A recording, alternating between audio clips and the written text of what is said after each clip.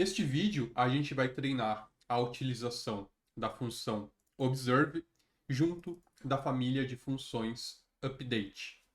Aqui eu tenho o código de um aplicativo Shine em que eu vou focar apenas na criação dos inputs e o meu objetivo é criar um input em que eu seleciono o número de cilindros de um carro e no segundo input eu vou selecionar os carros que têm esse número de cilindros selecionado.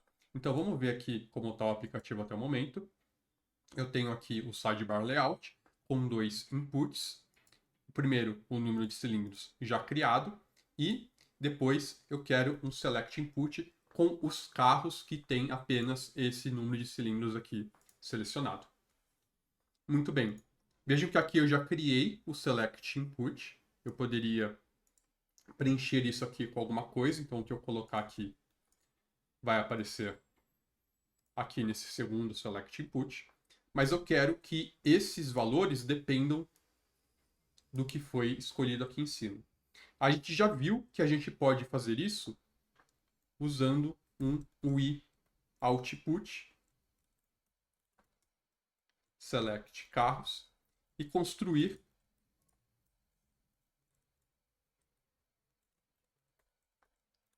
esse output com o render UI dentro do server. E aqui eu construiria o meu select input que seleciona os carros apenas com o número de cilindros que eu selecionei aqui no select input seal.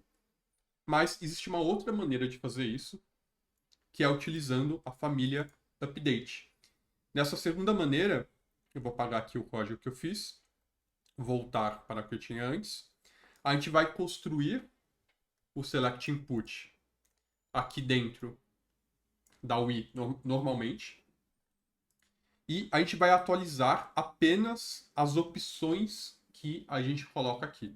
Então, a princípio, eu posso deixar isso aqui vazio, sem nada. Então, a princípio, ele ficaria aqui vazio.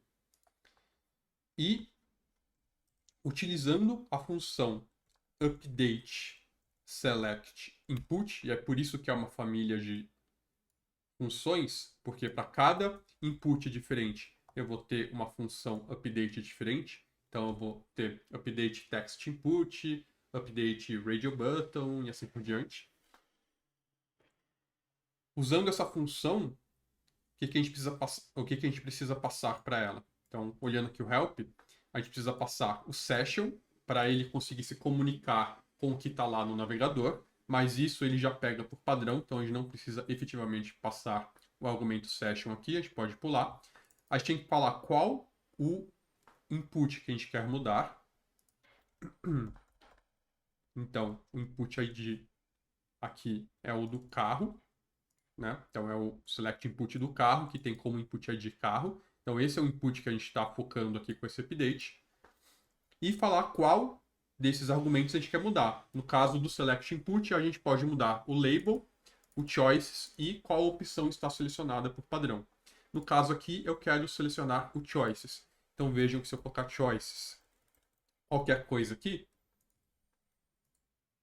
ele vai iniciar, embora aqui esteja vazio, ele inicia aqui com valor A. Porque assim que o app roda, ele vai rodar esse update select input e já colocar o A como opção. E aqui eu posso colocar uma opção só, né, que não faz muito sentido, mas também posso colocar o que faz mais sentido no vetor de opções. E aqui é atualizado. Só que nesse exemplo aqui, eu quero que essas opções sejam os carros da base MTCars. Ou seja, a gente consegue pegar o nome dos carros fazendo row names MTCars. Vamos testar aqui. Então vejam que o nome dos carros na base MTCars está como um nome da linha, que não é algo muito comum dentro do Tidyverse, mas antigamente no R, e eu acho que até no Python hoje em dia, é um pouco comum a gente colocar o nome nas linhas, assim como a gente coloca o nome nas colunas. Então a gente consegue pegar o nome dos carros e salvar aqui.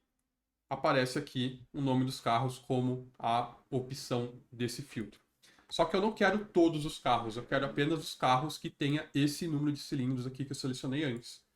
Então eu preciso filtrar primeiro a base MTCars pelo número de cilindros selecionado e depois pegar row names. Só que para fazer isso eu vou utilizar um input, eu vou utilizar um valor reativo. Então eu não posso colocar diretamente aqui no server, assim como eu coloquei agora a função update select input. Então vejam que aqui eu coloquei diretamente dentro do server porque não depende de nada reativo. Ele simplesmente vai ler a função server, rodar isso aqui no começo e nunca mais vai ser rodado. Para utilizar um valor de input aqui, eu preciso colocar isso dentro de um contexto reativo.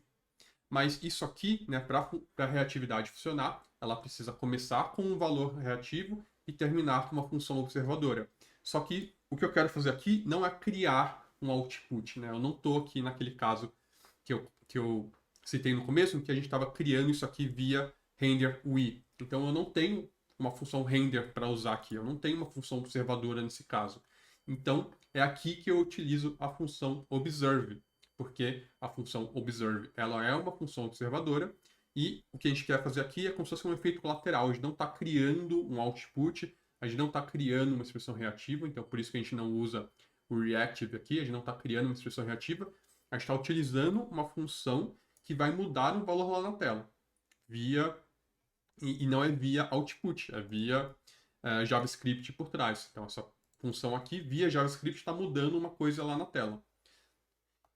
Então, esse é um caso clássico da função observe. Então a gente vai ficar observando mudanças no input sil, e aí vou chamar aqui de carros, pegar a base mtcars, filtrar para que a coluna sil seja exatamente igual o valor que eu selecionei, e aí pegar aqui o row names. E aí, com esse objeto aqui, aí eu vou copiar o meu update para dentro do observe, eu vou atualizar o input carro. Então, a função observe vai ficar observando mudanças nesse valor. Sempre que isso aqui for alterado, esse código aqui dentro das chaves vai rodar de novo, atualizando os carros que estão nesse select input. Vamos testar. Então, aqui eu tenho uma seleção de carros que já foi selecionada com base nesse valor aqui 4, que vem como padrão no input número de cilindros. Quando eu mudo, essa seleção aqui vai mudar também. Agora são os carros com 6 cilindros e agora os carros com 8 cilindros. Então, essa é a melhor maneira de você criar um filtro hierárquico, ou seja, um filtro que depende, o segundo filtro depende do valor do primeiro, porque você não precisa ficar recriando todo o seu input toda vez com uma função render. Você só atualiza as opções que estão dentro dele. Então isso é legal porque pensando na experiência de usuário, esse filtro não vai ficar piscando, não vai ficar cinza e sendo atualizado toda vez que você escolhe aqui. Veja que só as opções aqui dentro mudam, então todo o filtro continua ali na tela. E você tem um output a menos dentro do seu do código do seu aplicativo, que pensando em questão de manutenção, questão de complexidade do seu código, quando ele vai ficando maior, é uma coisa boa. Você só tem aqui um observe que controla as opções desse filtro e não um output a mais que vai criar todo o filtro na tela toda vez que o valor aqui do filtro mãe mudar. Então, essa é uma utilização muito comum da função observe, combinar o observe com uma função da família update.